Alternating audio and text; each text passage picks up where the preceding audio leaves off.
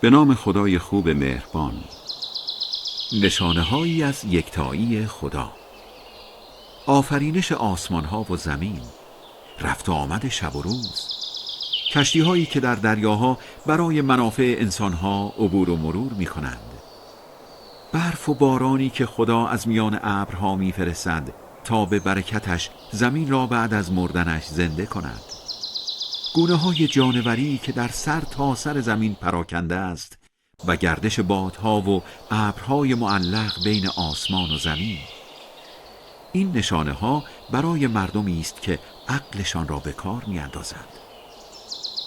با این حال بعضی مردم همتایانی برای خدا انتخاب می‌کنند و آنها را به جای او می‌پرستند و همانقدر دوستشان دارند که باید خدا را دوست داشت.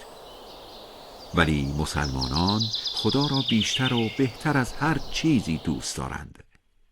کاش بتپرست‌های بدکار در همین دنیا عذاب جهنم را به چشم خودشان می‌دیدند و متوجه می‌شدند که قدرت‌ها یک سر دست خداست و اینکه عذاب الهی چقدر شدید است. روز قیامت در حالی که پیشوایان باطل عذاب جهنم را می‌بینند و دستشان از همه جا کوتاه شده است، هر گونه ارتباطی را با پیروانشان انکار می‌کنند. پیروان هم تأسف می‌خورند. کاش یک بار دیگر به دنیا برمیگشتیم تا همانطور که آنها داشتن هر گونه ارتباطی را با ما انکار می‌کنند، ما هم از آنها دوری می‌کردیم.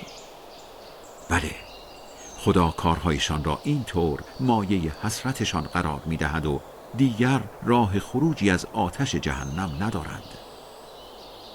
مردم، از چیزهایی در زمین استفاده کنید که حلال و پاکیزه است و پا جای پای شیطان نگذارید که او دشمن علنی شماست. او شما را فقط به بدیها و زشتیها فرمان می‌دهد و به اینکه ندانسته حرفهایی به خدا نسبت دهید.